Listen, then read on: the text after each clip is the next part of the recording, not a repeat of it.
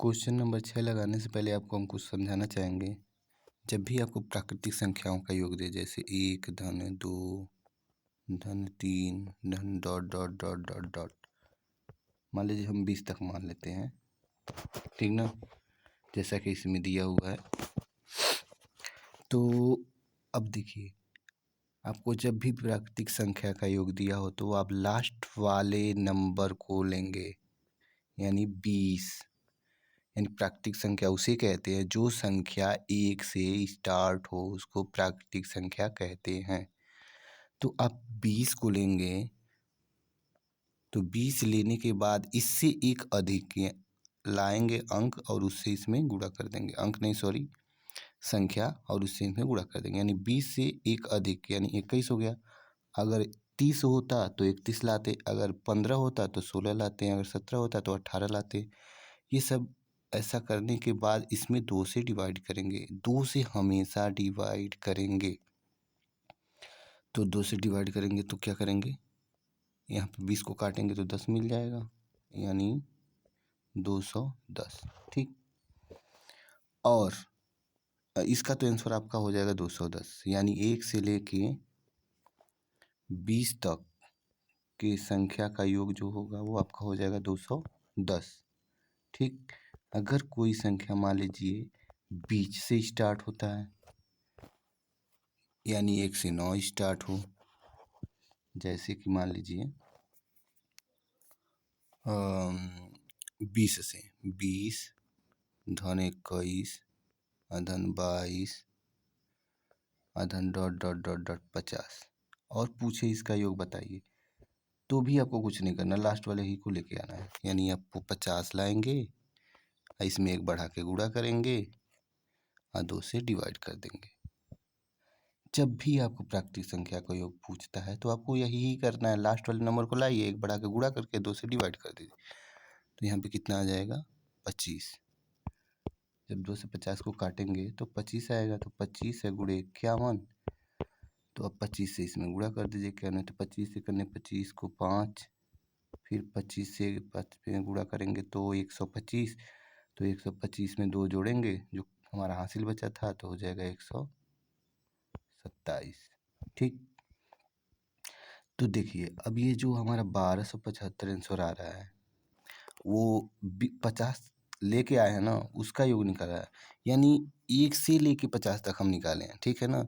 तो 1 से 50 तक का निकालने का मतलब ये हुआ, इसके पीछे अभी 19 छूट गया है, 20 के पहले छूट गया है, तो 19 तक का योग निकाल कर 1275 में से हम घटा देंगे, ठीक ना। तो 1275 में से घटा देंगे, तो अब 19 तक का निकालिए, यानी 1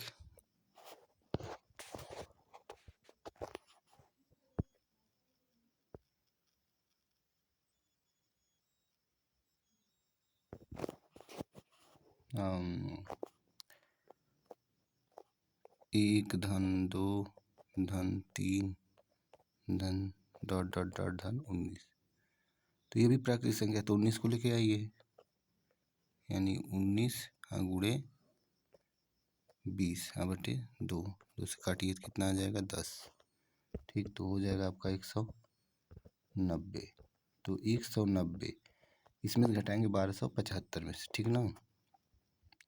तो 1275 में से 190 घटाएंगे तो 1275 माइनस 190, तो घटाइए, तो 5 से 0 जाएगा तो 5 ही आएगा, फिर 7 से 9 जाएगा नहीं, तो एक हासिल लेकर आएगा, तो 17 से 9 जाएगा तो 8 आएगा, ठीक। फिर 1 से 1 जाएगा 0 आएगा, फिर हमारा 1 बच गया, यानी 1085 आंसर हो जाएगा। अगर 20 से लेकर 50 तक की संख्याओं का योग पूछ रहा है तो हमारा आंसर हो जाएगा 1085। अब आइए हम चलते हैं अपने क्वेश्चन पे।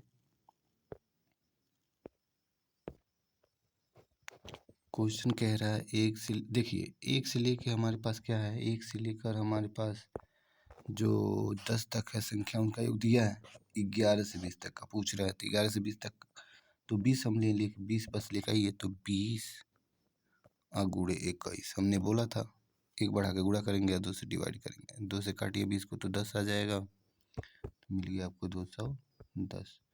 अब इस 210 से क्या करेंगे, 155 को घटा देंगे, क्योंकि पीछे वाली संख्या का योग घटाना है। तो सॉरी 55 को घटा देंगे। इस 55 को घटाएंगे तो कितना मिलेगा, 0 से 5 जाएगा नहीं, यहाँ से लेकर आएगा तो 10 हो जाएगा, 10 में से 5 जाएगा 5, फिर यहाँ पे 0 हो जाएगा, फिर 0 से 5 जाएगा नहीं, फिर यहाँ से लेकर आएगा तो फिर कितना हो जाएगा 10, 10 से 5 जाएगा 5, और 2 के पास कितना बच जाएगा 1। तो हमारा आंसर क्या हो जाएगा 155।